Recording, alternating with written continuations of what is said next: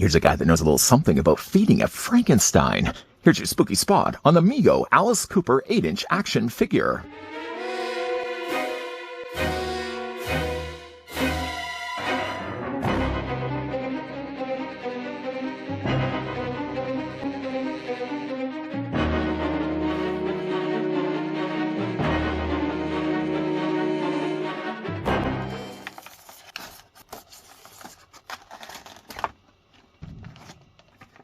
MEGO Corporation has created all of your favorite characters as 8-inch action figures. This Alice Cooper figure features real fabric clothing and 14 points of articulation. Make sure you add it to your collection. While Alice is pondering what meal he's going to make his monster, let's grab the tape measure and see how tall the figure stands. On average, these MEGO figures tend to be 8-inch tall figures, and Alice Cooper is no exception.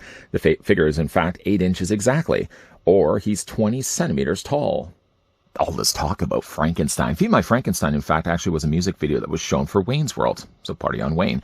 Even though this isn't really the costume that Alice does wear in that music video, this is actually more the tailed jacket as well as spike hat. The thing about it, though, unfortunately, is MEGO had to make some sacrifices when it came to the actual wardrobe that Alice Cooper wears. Instead of actually giving him a true top hat that has the spikes sticking out, they instead gave us the suggestion of that by including a material that goes over top of a very rigid plastic top hat. Normally, though, I believe it also would be even taller of a hat as well, but I'm not going to really start to complain about the height of the hat. More so the fact that there's no real spikes on it. Again, what it is only really instead is just a material. And it would even then say the material isn't even firmly attached onto the hat. I feel if I was the company that was making this, not that I am, I would probably have run a strip of glue around the entire area of the hat and then really adhered the fabric. Because you can see it's only really glued in some certain places. Yes, I am a bit bummed by the fact that his sleeves and his hat don't actually have the spikes like they really should, but I guess it's the closest thing we could probably get as a MEGO release. The hat, one thing I will also say about it is it does fit on his head, but it only fits the best if you really push it down. At least pushing it down, it survives the blizzard test, and the hat's not going to go anywhere. One sacrifice that has to go then along with that is if you're pushing it down too frequently all the time, I'm sure sooner or later it's going to start to chip the paint that's on the front of his face. I certainly would not let that happen. All in all, it's an okay hat. I just wish they had done it just a little bit better. Head sculpt, though, I have no real complaints with at all. It does certainly bear a very strong likeness to Alice Cooper, whether you are a fan of Alice Cooper or not. The only time I ever really got the chance to see Alice Cooper, he was in fact opening for Motley Crue. In fact, I actually thought that Alice Cooper was a better performer that night than actually Motley Crue themselves. I did actually like Tommy's standalone drum solo, but the rest of the act, I think Alice Cooper delivered a much better looking concert, better sounding concert as well. Head sculpt wise, though, I think it definitely does look like Alice Cooper. The paint that they put around his face, as well as the little lingering lines that he has down the front of his face as well in his mouth, look again all like things like Alice Cooper would have. I have really, again, no fault at all with the face. My biggest thing about it is I just wish they hadn't chose this particular costume. When I think of Alice Cooper, I tend to usually think of more the leather jacket and matching leather pants. What they've done instead, though, is they've given us once again this leather jacket that's supposed to, for all intents and purposes, have the little spikes on his sleeves. But again, like the hat, isn't really so much spikes. It's just, again, this sparkling glitter material that they've used in place instead. It doesn't really, for me, look as much like spikes, but I guess with this being a material, it would be probably quite hard to attach tiny little plastic points on the sleeves themselves. But it's an okay jacket. It's just not really one of my favorite looks for Alice. Now, of course, underneath this, he does have himself the white shirt that has some blood splattered all across the one side of it. Normally, in his acts, he would always have like blood on him for one reason or another, or he'd have his head completely cut off. And down below that, he also has himself the leather pants. Now, for the obvious reasons of knowing that these would be a lot more expensive if they were using real leather, the faux leather gets the job done of at least looking and feeling like leather. And, of course, he also has himself the riding boots as well. Normally, though, the shoe areas on MEGO figures tend to be ones that are easily ones to fall off. Because these boots actually sit as high as they do, the boots in this case are a lot harder to take off, which is actually a good thing.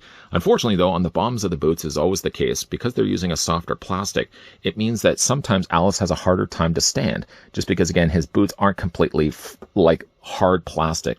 I kind of wish they could do something a little bit different when it comes to that.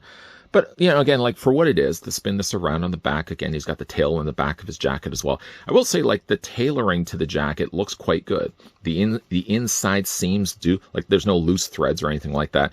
MEGO does do a pretty good job when it actually comes to the costumes of their 8-inch figures. Now, of course, when it comes to the articulation for Alice Cooper, his head sculpt's only going to be on just a swivel hinge alone. There seems to be almost a ball joint, but I think the way that they're actually pegged in place, they're only using just a peg and not an actual ball joint. I don't know why that's the symbol for a ball joint. Arms, though, easily come out 90 degrees. You can take those arms as well and move them forward and move them back. He doesn't have a swivel here in his bicep, but what he does have at least is a swivel in his forearm, and you can also bend the elbow there as well. The hands themselves, if I roll up the sleeve, you can see are differently molded in plastic. So instead of actually painting this, they probably would have just molded this in the black plastic. There is a hinge as well on the actual hand, so you can also move those back and forth too.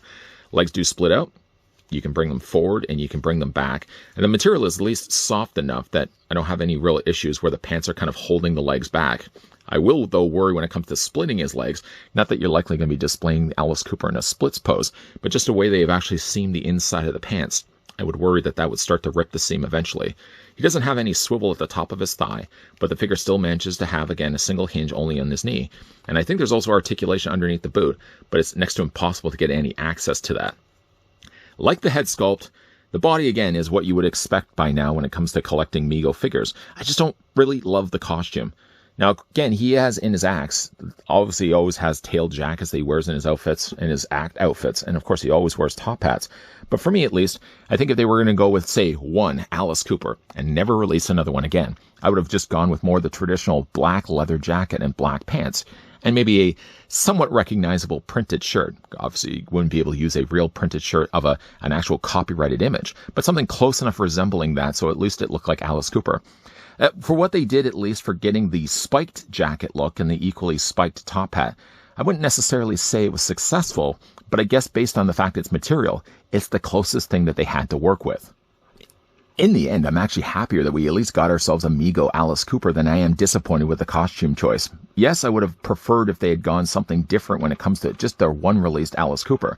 This would have been fine if they had done already an Alice Cooper just with a regular black leather jacket and just a regular black pants, and then they released this one as, say, a follow-up. But if this is the only one that they're ever planning to release, I kind of wish that they could have done a little bit better when it comes to the costume. That sleeves is always going to be the hardest thing to do because it'd be impossible to glue on tiny little spikes on that sleeves. Not to mention, any time that you're moving then those sleeves, there's always the chance that those spikes could then fall off.